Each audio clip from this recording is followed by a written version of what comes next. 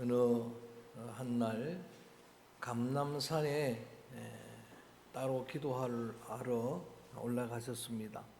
올리브 나무가 무성한 감람산에 따로 오르신 것은 기도하기 위함입니다. 누가복음 22장 39절에 보니까 누가복음의 기자 누가는 그 감람산 기도가 예수님의 습관이었다라고 이야기합니다. 습관을 따라 기도하시러 감람산으로 가시니 예수님의 기도가 습관적인 기도였다는 의미가 아니라 기도 자체가 예수님의 삶이고 습관, 거룩한 습관이었다라고 하는 그런 뜻입니다. 저는 저와 여러분 우리들 부족하고 연약하지만 여러분의 삶이 기도가 되고 기도가 거룩한 습관 되기를 주의 이름으로 권면합니다. 기도를 끝마치시고 성전에 돌아오셨는데 많은 무리들이 예수님을 따릅니다. 이게 바로 표적의 효과입니다. 소문의 효과입니다. 예수님이 가시는 곳마다 표가 있는 기적을 행하십니다. 그 소문이 온 유대 땅에 널리 전파된 겁니다. 그리고 예수님은 무리들이 모일 때마다 그 시간을 복음을 전할 수 있는 교육의 기회로 선용을 하십니다. 그래서 예수님은 오늘 낮 시간 찬양 예배 때도 말씀을 드리겠습니다만 가장 훌륭한 교사입니다. 가장 모범적인 교사입니다. 예수께서 산에 올라가 앉으시니 제자들이 나온지라 입을 열어 가르쳐 가라사대 산상보훈이죠. 평지에서도 말씀을 가르치고 바닷가에서도 말씀을 가르치고 회당에서도 그리고 성전에서도 말씀을 가르치시는데 그 가르치심에 권세가 있었다. 성경은 이렇게 이야기를 하고 있습니다. 이러한 소중한 예수님의 사역에 obstacle 장애물이 생겼습니다. 그 장애물이 바로 서기관과 바리새인들입니다. 그들은 지도자들입니다. 그들은 성경 박사입니다. 그들은 율법주의자입니다. 그런데 문제는 그들의 마음에 예수님을 영접하지 않습니다. 예수님이 행하시는 그 표적을 그렇게 보고도 많은 사람들은 예수를 믿는데 그들은 오히려 대적합니다. 시기심이 생겨납니다. 질투심이 생겨납니다. 교만합니다. 남들을 정죄합니다. 비판하는 전문가입니다. 그들이 한 죄 많은 여인을 붙잡아 와서 그 무리 가운데 세웁니다. 그리고서 예수님에게 이렇게 말합니다. 우리가 가늠하다가 현장에서 붙잡힌 여자 한 사람을 데리고 왔습니다. 그러면서 예수님을 랍비 선생이라고 부릅니다. 랍비여 라보니여 선생이여. 모세의 율법에 의하면은 이런 현장범들은 돌로 쳐 죽이라고 나와 있는데 선생은 어떻게 말씀하시겠습니까? 라는 묻는 거예요. 여러분, 이것은 뭘 알고 싶어서 궁금해서 묻는 게 아닙니다. 예수님 발 아래다가 함정을 만들어 놓고 예수님 고발할 거리를 저들이 찾는 거예요. 시험하는 겁니다. 제가 오랫동안 수학을 아이들한테 가르쳤는데 어떤 학생들은 정말 궁금해서 묻는 학생들도 있습니다. 근데 때로는 정말 실력을 시험해 보려고 묻는 아주 중심의 사회입니다. 여자는 사람 취급도 안 했습니다. 사람 숫자에도 안 넣었던 때니까 죄 많은 여자만 지금 끌고 왔습니다. 모세의 율법에 의하면 돌로 쳐야 되는데 선생님 어떻게 말하겠습니까? 만약에 그 사람을 용서해 주라라고 대답을 하셨다면 모세의 율법을 모독한 죄입니다. 모세의 율법은 하나님의 율법이죠. 신성모독죄입니다. 그리고 반대로 율법대로 돌로 치라 하면 그동안에 예수님이 가르치셨던 교훈에 위배됩니다. 예수님은 늘 말씀하십니다. 형제가 잘못하면 용서해 주라. 할렐루야. 7번씩 7번이라도 무한대로 용서해 주라. 원수도 사랑해야 된다. 그러니까 그 교훈에 위배되니까 어떤 대답도 줄 수가 없는 거예요. 예수님이 지혜자입니다. 그래서 대답을 지연합니다. 듣기는 속해도 말하기는 더디 해야 되는 거예요. 그래서 그 순간에 기도를 하셨던지 땅에 뭔가 글씨를 쓰십니다. 땅에 글씨를 쓰고 계시니까 예수님의 대답을 이 사람들이 의기양양하게 예수님이 대답을 못하니까 정용합니다. 자, 그때 유명한 말씀을 하십니다. 7절입니다. 8장 7절 말씀을 한번 읽어봅니다. 소리내서 크게 한번 읽어볼까요? 시작. 그들이 묻기를 맞이 아니하는지라 이에 일어나 이르시되 너희 중에 죄 없는 자가 먼저 돌로 치라. 저를 볼까요? 너무나 유명한 말씀이죠. 예수님이 침묵하시더니, 예수님이 잠깐 뜸을 들이시더니, 뭔가를 땅에 글을 쓰시더니 그들에게 종용하는 자들에게 일어나서 정말 결정적인 한방, 카운트 펀치를 날린 거죠. 의기양양하던 그들의 모든 말들을 잠재운 거예요. 그들을 침묵시키는 말이 뭡니까? 너희 중에 죄 없는 자가 먼저 치라.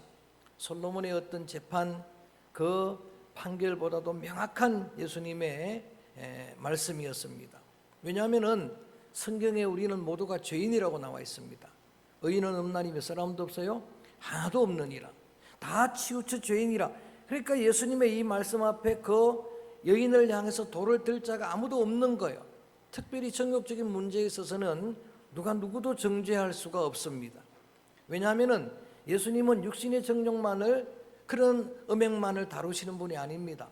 산상수훈에서 예수님이 너희가 마음의 음욕을 품으면 이미 간음하였느니라. 마음의 심적인 그런 죄까지도 다루시는 예수님.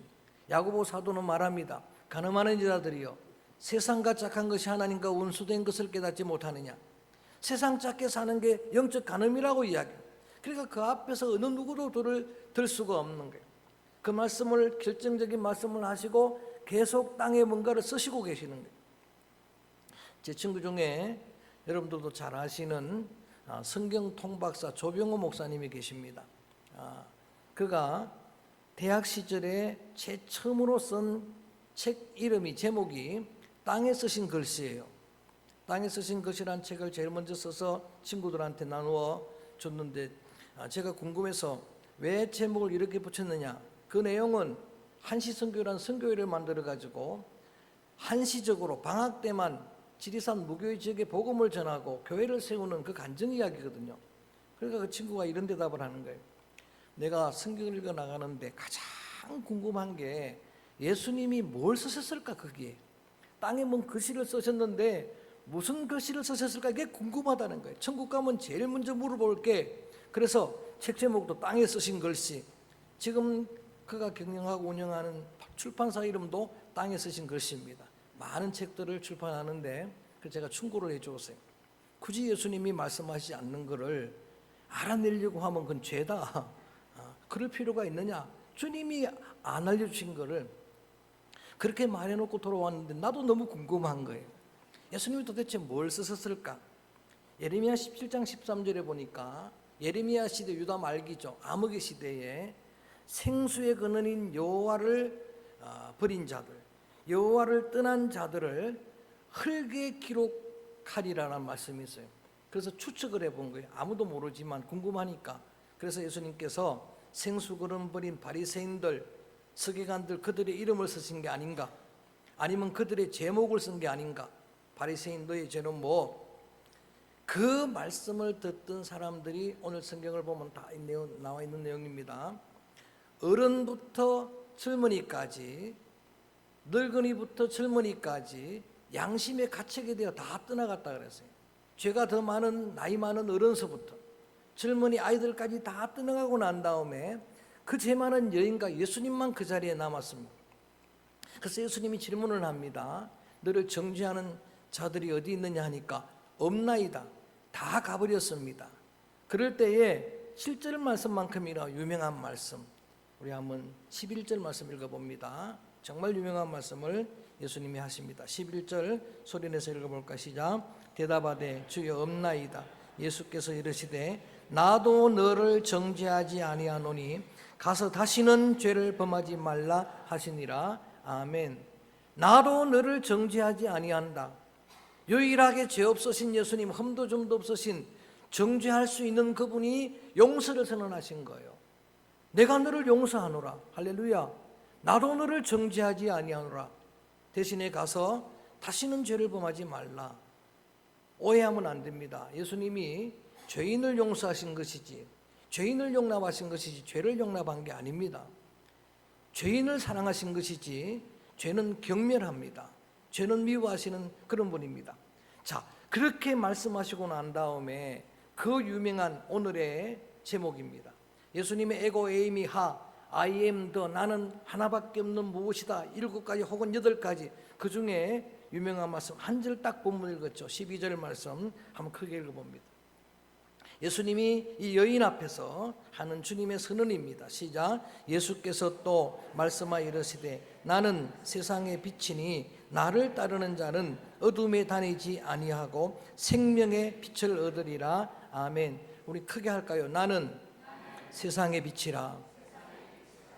자, 세상의 빛이라고 여인에게 말씀을 하시고 그 다음에 그 여인에게 나를 따르면, 나를 영접하면, 그 빛을 만나면 다시는 어두움에 다니지 아니할 것이고 생명의 빛을 얻으리라 했어요. 그래서 제목을 세상의 빛 해도 되고 생명의 빛 해도 됩니다. 지금까지 우리가 몇 가지를 나누었어요. 양의 문 되신 예수님, 그리고 생명의 떡이 되시는 예수님, 생명의 물이 되시는 예수님, 다 없어서는 안 될 것이라고 했죠. 양식 없이 살아갈 수가 없는 예수님은 그런 분, 물 없이 살아갈 수가 없는데 그런 분. 그런데 오늘은 또 한 가지를 말합니다. 예수님은 생명의 빛이 되십니다. 빛이 없이는 우리 인생은 한순간도 살아갈 수가 없어요. I am the light of the world입니다. 하나밖에 없는 생명의 빛이라고 말씀을 하십니다. 저를 봅니다. 예수님께서 세상에 탄생하실 때 유대 땅 베들레헴 말구유의 강보에 쌓인처럼 누셨습니다. 그리고 그곳에 큰 별이 하나 나타나더니 그 마구간을 비춘 겁니다. 이게 굉장히 상징적인 사건이에요. 여러분, 그 예수님이 나신 마구간이 세상의 축소판이라는 이야기예요. 어두운 곳이고 세상은 냄새나는 곳이고 힘드는 곳이고 그게 바로 세상이에요. 그런데 여러분, 그런 세상, 여러분 우리가 살고 있는 세상이 그런 곳이에요. 여러분, 드림랜드, 미국을 아메리칸 드림 그러지만 저는 세계 뉴스를 늘 보고 있습니다. 미국은 정말 살만한 곳이 못 됩니다. 미국은 지금 온통 재앙 속에 있습니다.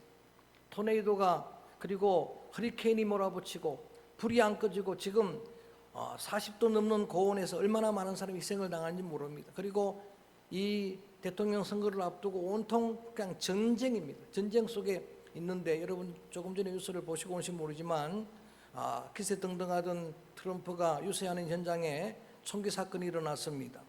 그런데 여러분, 빗나가가지고 조금 스치고 지나가서 큰 충격은 안 받았습니다만은 정말 살 수 없는, 그 제가 아무리 생각해봐도 이런 생각이 들어가요.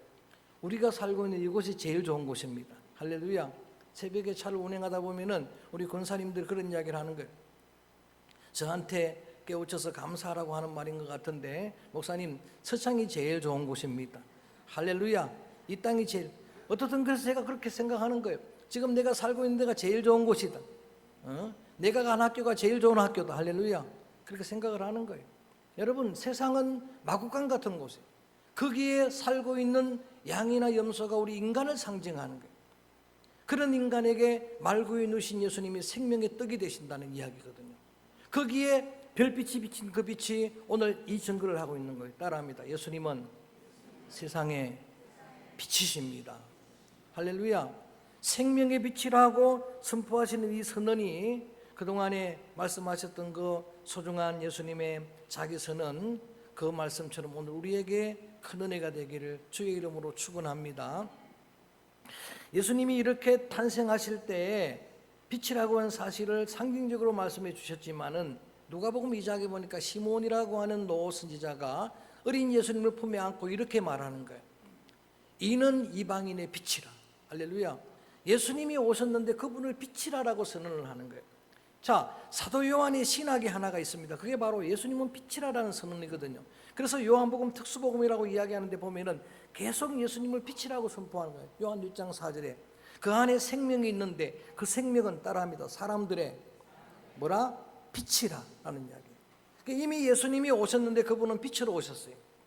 빛이 왔으되 어둠이 깨닫지 못하더라. 1장 5절이에요. 3장 19절에 빛이 왔으되 세상이 어둠을 더 사랑하니라. 빛은 이미 온 거예요. 그래서 예수님이 자기를 이렇게 빛이라고, 생명의 빛이라고 선언하신 이러한 귀한 말씀은, 여러분, 예수님의 자기 선언은 곧 예수님의 신성을 선포하신 거예요. 제가 계속해서 말씀을 드렸어요. 생명의 물, 생명의 떡 할 때도 말씀을 드렸는데 원래 빛은 누구십니까? 하나님이시잖아요. 저는 성경 중에 제일 중요한 성경을 창세기 1장이라고 생각해요. 하나님이 천지를 창조하시기 전에, 빛을 짓기 전에 온 세상은 혼돈, 공허, 흑암이었어요. 어둠의 세상이었는데 하나님께서 창조주가 제일 먼저 창조하신 게, 한번 크게 할까요? 빛이 있으라 하심에 뭐가 있었어요? 빛이 있었습니다. 그 빛이 하나님이 보시기에 좋았다 그랬습니다. 어떤 분은 이런 이야기를 합니다. 성경에 창세기 1장만 남아있어도 우리는 얼마든지 의롭게 살아갈 수 있다고, 창세기 1장적인 삶을 살면 된다라고 하고 그렇게 고민을 하는 거예요. 이번 주간에 어느 젊은 목사님의 설교를 들었는데 그 이야기를 강조하는 거예요. 제가 거기에 동의를 했습니다. 그렇습니다. 아무리 흑암 속에 살다가도 빛이신 하나님을 만나면 그 심령은 새롭게 창조될 줄로 믿습니다. 빛 대신 예수님을 만나면 새로워질 줄로 믿습니다.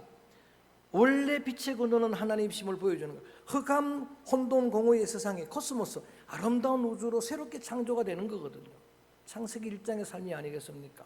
그런데 요한복음 요한 1서 1장 5절에서 한 번 더 사도 요한은 강조합니다. 따라합니다. 하나님은 빛이시라. 그러니까 그분이 빛이시니까 예수님이 내가 생명의 빛 그러면은 그분은 사람의 몸을 입고 이 땅에 오셨지만, 사람의 아들로 인자로 오셨지만 예수님은 하나님이십니다. 그분이 생명의 빛이 되십니다. 주일학생들이 부르는 주일학교 찬양 중에 너희는 세상의 빛이란 찬양이 있는데 거기에 빛이 하는 역할 세 개를 이야기를 하고 있습니다. 빛이 비치면은 첫 번째 어둠이 물러갑니다. 두려움이 물러갑니다. 얼음이 녹아내립니다. 이게 세 가지 기능인데, 저는 오늘 믿음의 성도들 여러분, 하나님의 빛이 비치게 되면 빛과 어둠은 공존할 수가 없습니다. 예수님의 빛이 여러분에게 비치게 되면 어둠은 물러갈 줄로 믿습니다. 어둠의 영들은 떠나갈 줄로 믿습니다. 두려움도 떠나갈 줄로 믿습니다. 어떤 얼어붙은 관계도 녹아내리게 될 줄로 믿습니다. 예수님이 그런 분이에요. 그건 다 인정하는 거잖아요. 예수님이 역사 가운데 오시니까 역사가 여러분 바뀌었잖아요. 다 인정하잖아요. 예수님 오시기 전을 빛이라 그러잖아요. 비포 크라이스트, 어둠의 역사였잖아요.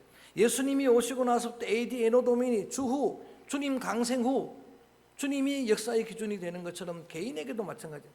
사울이 예수님 만나고 나서부터 새로운 역사가 창조되는 거예요. 저도 여러분도 마찬가지 아닙니까? 여러분의 가정도 마찬가지, 우리나라 민족도 마찬가지 아닙니까? 복음이 들어오기 전에 이 땅은 어둠이었어요. 근데 이 땅에 복음이 들어오고 나서 이 땅은 여러분 정말 K열풍으로 세계가 열광하는 산 위의 동네가 된 줄로 믿습니다. 이게 전부 역사가 증명하는 그런 내용들입니다. 한 죄 많은 여인이 빛 대신 예수님을 만나니까 살은 거예요.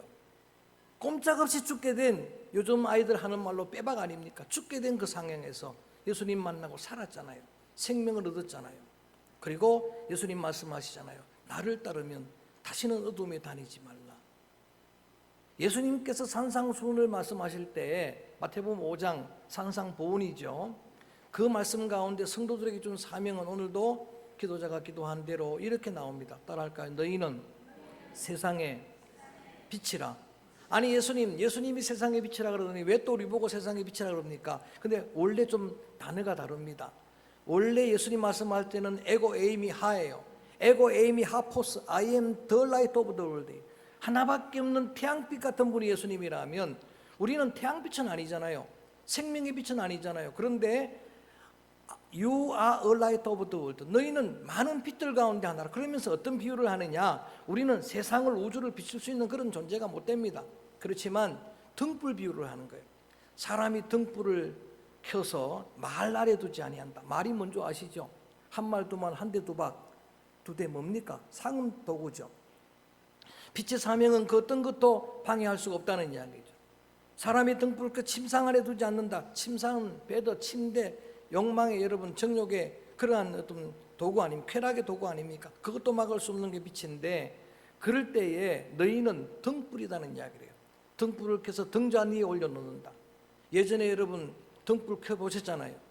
저희는 어릴 때에 등불, 호롱불을 켜봤었거든요. 하늘 아래 첫 동네에서는 그랬어요. 중학교 2학년 때 처음으로 전기가 들어오는데 30쪽 전구 하나를 켰는데 저는 천국인 줄 알았어요. 야, 광명한 세상이 열리는 거예요. 그렇게 등불을 켜놓으면 예수님이 하신 말씀이 뭐냐? 그러면 집안 식구들한테 비친다는 거예요. 우리를 빛이라고 말씀할 때는 저 태양빛이 아닙니다. 성도 여러분들이 집안 식구들한테 빛이 되기를 축복합니다.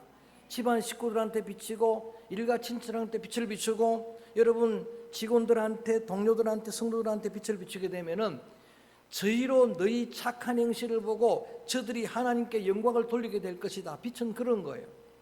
여러분 성도의 빛이라고 이야기할 때는 착한 행실이라는 겁니다. 믿음의 성도 여러분들이 삶의 자리에서 선하게 살아가시기를 착하게 살아가시기를 축원합니다. 그러면 그들의 마음이 열릴 거라는 이야기예요. 그래서 참 빛을 영접하게 될 것이라는 이야기예요. 그러면 하나님이 영광을 받으시겠다고 그렇게 말씀하시는 거예요. 바울은 그래서 이야기하는 거예요. 우리 한번 따라합니다. 너희는 원래 나죠. 너희는 빛의 자녀라. 할렐루야. 이미 생명의 빛을 받았으니까 여러분은 빛의 자녀예요. 신분이 그렇게 된 거예요. 빛의 자녀가 되었으니까 신분에 맞게 살아가라. 그래서 빛의 옷을 입으라라고 명령을 하는 거예요. 자, 로마서 13장 12절 말씀입니다. 어둠의 일들을 이제 다 벗어버리고 어둠의 옷들은 벗어버리고 빛의 옷을 입으라 라는 이 말씀에 누가 충격을 받았느냐? 탕자 어거스틴이 충격을 받은 거예요. 탕 어거스틴이 그 말씀에 충격받은 거예요. 그래서 참회록을 쓰는 거예요. 제일 유명한 참회록이죠. 어거스틴이 탕자가 성자가 된 건 어머니 모니카의 기도가 결정적인 역할을 했습니다마는 더 결정적인 건 말씀이에요. 말씀을 읽다가 그 말씀 보고 그 옛옷을 다 벗어버린 거예요. 옛삶을 벗어버리고 성자가 될 수가 있었습니다. 빛의 옷을 입게 되면은 이제 더 이상 어둠이 여러분을 틈타지 못하게 될 줄로 믿습니다. 뿐만 아니라 그 빛으로 사람들 속에 있는 어둠을 몰아낼 수 있는 빛의 권세의 성도들이 될 수가 있습니다. 성령의 사람들, 빛의 사람들 되어지기를 주의 이름으로 축복합니다. 여인에게 그 한 사람을 앞에 두고 내가 세상의 빛인데 생명의 빛인데 너 다시는 죄를 범하지 말라. 어둠에 다니지 말라. 그 빛이 세상의 빛이 생명의 빛이 될 것이라. 그리고 이 여인의 이야기는 더 이상 나오질 않아요. 그래서 우리가 상상을 해보는 거예요. 제가 추측을 해보는 겁니다. 성경에 없는 이야기니까 제가 제 추측입니다. 여러분 이름도 나오지 않고 그 뒤로 기록도 없습니다만 상상해 보겠는데 수가성 여인이 그랬던 것처럼 생명의 물을 마셨잖아요. 그 갈증을 해결받았잖아요. 그리고 자기를 배척하던 그 여러분 수가성 사람들에게 달려갔잖아요. 자기를 조롱하고 자기를 배반하던 그들에게 와보라, 메시아라, 와서 보라, 여기에 생명의 물이 있노라. 할렐루야. 그랬던 것처럼 아마 여인은 그때부터 어둠의 일들을 다 벗어버리고 자신을 정죄했던 그들을 향해 달려갔을 것이라는 생각을 하는 거예요. 가서 나는 생명의 빛을 받았습니다. 생명의 빛을 받았습니다. 와서 보십시오. 소중한 빛의 증인이 됐을 것이라는 생각이 들어갑니다. 왜? 그 빛을 만났기 때문에, 그 빛을 받았기 때문에. 우리를 빛이라고 말씀하실 때 정말 말씀의 거울에 비춰보니까 너무나 죄송하고 송구한 게 많아요. 저도 여러분에게도 별로 그렇게 빛이 안 납니다. 우리는 빛이 없어요. 그런데 놀라운 사실은 달도 흙덩이 돌덩이잖아요. 별도 흙덩이 빛이 없잖아요. 그런데 빛을 바라보고 태양을 바라보고 그러면 빛을 비추잖아요. 반점 바라보면 무슨 달이 된다고요? 반달이 되는 거예요. 눈썹만큼 바라보면 소송달이 되는 거예요. 다 바라보면 보름달이 되는 거예요. 완전히 돌아서면 금음달이 되는 거예요. 봄만큼 빛을 비출 수 있는 거예요. 저는 우주에서 보내온 그 영상, 그것을 텔레비를 뉴스를 보다가 늘 보는 거예요. 우주에서 밤에 찍어서 보내오는 그런 영상을 보면은 그 깜깜한 밤에도 태양이 있기 때문에 그 태양빛을 그 달이 별이 받기 때문에 그 세계는 우주는 빛의 향연입니다. 너무나 아름답습니다. 얼마든지 그 빛을 받아서 빛을 비출 수 있는 주님의 빛의 자녀들 될 줄로 믿습니다. 모세는 우리와 똑같은 인간입니다. 그런데 그가 40일 동안 빛이신 그분의 임재 앞에 머물렀습니다. 그랬더니 모세가 산에서 내려오는데 그 얼굴에 광채가 났다 그랬어요. 광채가 나는 인생이 아니잖아요. 예수님의 제자 베드로, 요한, 야고보가 변하신 거룩하신 그 영광의 임재 앞에, 그 빛 앞에 예수님의 그 영광의 빛을 받았습니다. 그 예수님이 여러분 빛이신 영광의 모습을 본 그들의 얼굴에 광채가 났다 그랬습니다. 절대적으로 우리에게 빛이 날 리가 없습니다만 그 빛 가운데 머물고 그 임재 안에 머물고 그러면 우리의 얼굴에게도 우리의 삶에도 빛이 나게 될 줄로 믿습니다. 저는 꼭 3번 그 이야기를 들었습니다. 제 얼굴을 좀 잘 아시죠, 그죠? 저쪽 빛이 날 얼굴이 아닌데 꼭 3번 처음으로 교육전사 25살 때 가가지고 거기서 설교를 하는데 중학교 학생의 학부모가 예배를 참석하고 나와서 이런 이야기를 하는 거예요. 저는 그 말을 믿습니다. 전도사님 얼굴에 광채가 났습니다. 할렐루야. 야, 광채가 날 수 있구나. 그리고 양산병원에서 병자들 앞에 설교를 하고 내려오는데 그때 같이 예배드렸던 그 봉사자들이 그런 이야기를 하는 거예요. 오늘 목사님 얼굴에서 광채가 나는 걸 보았습니다. 그 뒤로 열심히 화장을 해봐도 그 소리를 우리 교인들은 해주지를 않습니다. 여러분, 인위적으로 화장으로 만드는 게 아니고 그 빛 가운데 임재 안에 머물면은 우리가 빛의 사람들로 여러분의 삶에도 여러분 향기가 있고 광채가 나게 될 줄로 믿습니다. 예수님이 자기 선언을 장하게 말씀을 드렸습니다만 크게 하면 합니다. 나는 세상의 빛이라. 세상의 빛은 생명의 빛입니다. 우리에게서는 어떤 빛도 나지 않습니다만 이 한 주간 동안 저는 저와 여러분들이 여러분의 삶의 자리에서 등불처럼 여러분의 주변의 사람들에게 빛을 비추는 소중한 빛의 자녀들 다 되어지기를 주의 이름으로 축원합니다. 기도하는 마음으로 이 찬양을 드립니다. 원하고 바라고 기도합니다. 내가 이렇게 한번 살아가도록 오늘 비치신 소망의 주님이 우리에게 말씀하시고 주신 사명이니까 내가 살아갈 동안에 이렇게 참 소망의 빛을 비추겠습니다. 그런 빛이 되기를 원하고 바라고 기도합니다라는 마음으로 이 찬양을 한번 드립니다.